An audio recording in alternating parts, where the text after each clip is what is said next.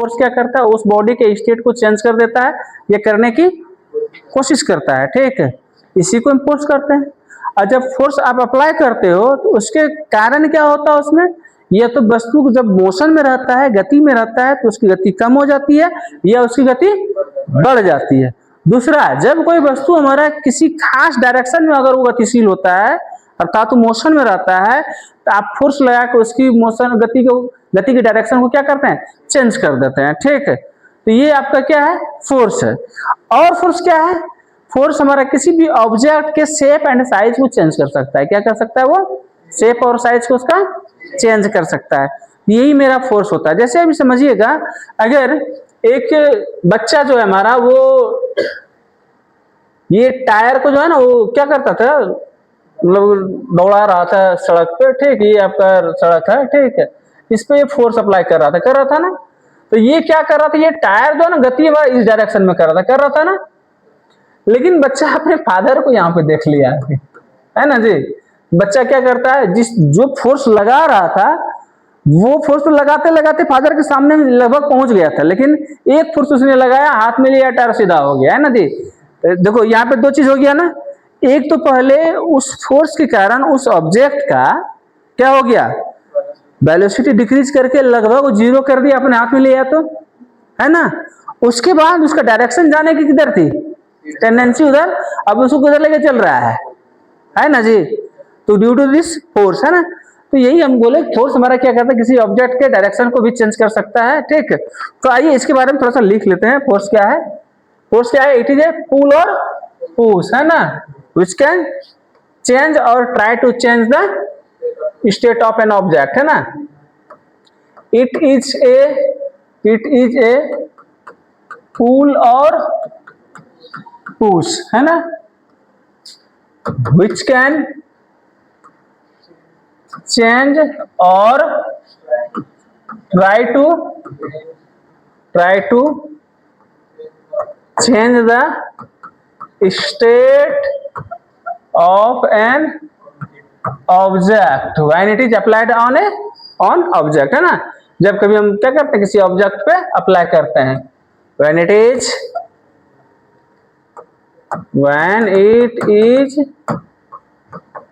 applied on object, on n का तो ये ऑब्जेक्ट को बात बराबर है, on object, ठीक।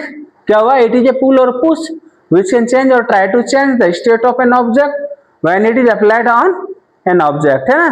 n लगाएंगे तो चलेगा, an object, है ना। अच्छा, it is noted by, it is denoted by capital F, है ना, इसे F से सूचित किया जाता है, ठीक है। और मैथमेटिकली अगर देखा जाए,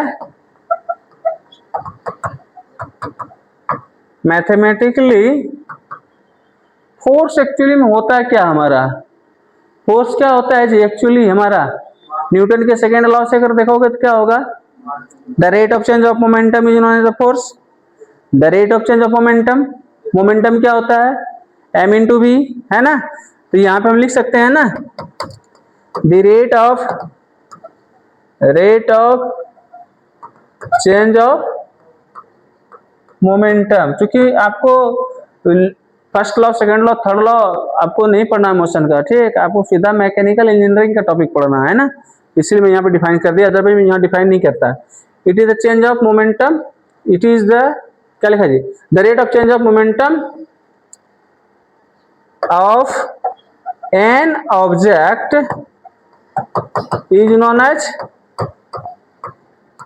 क्या कहलाएगा, फोर्स। अब देखिए आपके पास अभी एक फोर्स जो है हमारा वो F है, लेकिन यहाँ कह रहा है कि आपका जो rate of change of momentum होगा ना, वो उसके क्या होगा, बराबर होगा, उसका रेट होगा चेंजिंग का उसके बराबर, था फोर्स के बराबर होगा। तो आप यहाँ फोर्स अगर लिखोगे तो F बराबर मोमेंटम होता है हमारा P, ठीक, चेंज ऑफ मोमेंटम dP बटे dt, ये इंस्टेंट, किसी इंस्टेंट पे हो गया। और एवरेज में अगर लिखोगे तो आप लिखोगे F बराबर डेल्टा P बटे डेल्टा T, डेल्टा P बटे डेल्टा T, ये एवरेज में हो गया, है ना। तो ये हमारा दोनों में क्या हो रहा है, रेट ही बता रहा है ना, चेंज ऑफ किसका? मोमेंटम का, है कि नहीं? तो यहां से अब आप करोगे क्या इसको? आप जानते हैं we know that P equal to m into v, है ना? तो dp बराबर क्या हो जाएगा? dp बाई dt बराबर dmv इंटू dt।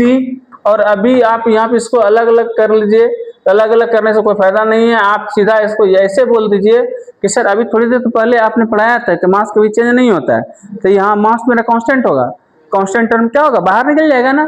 तो क्या हो जाएगा हमारा? m बाहर हो जाएगा dv बटे dt। और इसको आप dp बाई dt को क्या बोले हो? m बोले हो ना, f बोले हो ना? f बराबर m into dv by dt क्या होता है?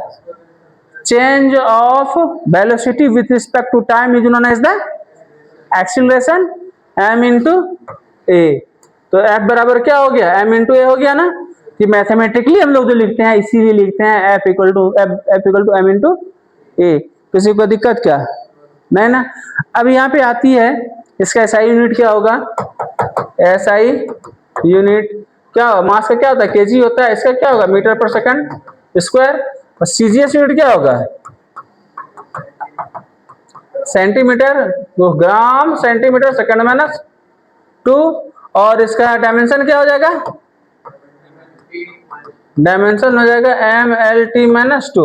इसी को हम लोग न्यूटन बोलते हैं, इसको हम लोग डायन बोलते हैं, याद रखिएगा, ठीक।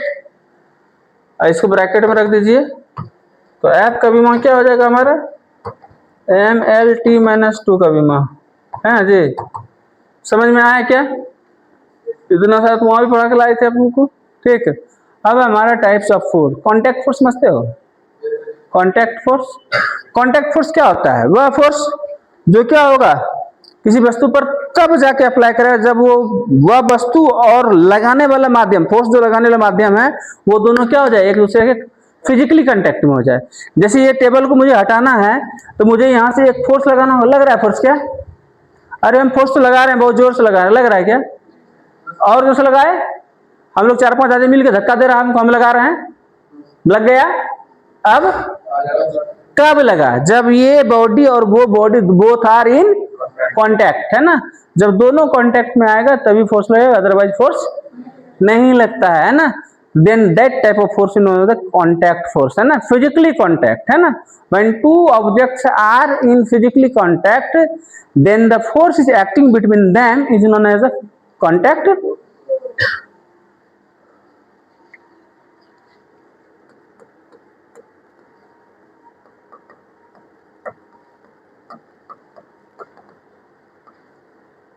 When two objects are in physically contact, then the force acting between them is known as, कौन सा फोर्स कहलाएगा? Contact force. There are following types of contact force, following types of contact force. Which one is? बताइए, आप लोग पढ़े हैं contact force कौन कौन होता है? बताइए। अच्छा, कौन होगा? पुल और पुश तो सबको जानता है, कॉन्टैक्ट होगा। तो टेंशन हम बोल दें, टेंशन और कंप्रेशन, है ना। तो किसी एक का नाम देना अच्छा नहीं है, हम लिख देते हैं टेंशन और कंप्रेशन फोर्स। सही है, टेंशन और compression force both are the contact force, है ना। दूसरा नॉर्मल रिएक्शन फोर्स, तीसरा बताइए, यस, फ्रिक्शन फोर्स। और चौथा स्प्रिंग फोर्स। और बहुत सारा है, छोड़ो ना, इतना सारा काफी हमारे लिए, है ना। ये हमारा क्या है? ये कॉन्टैक्ट फोर्स है, ठीक है। बंद कर दो।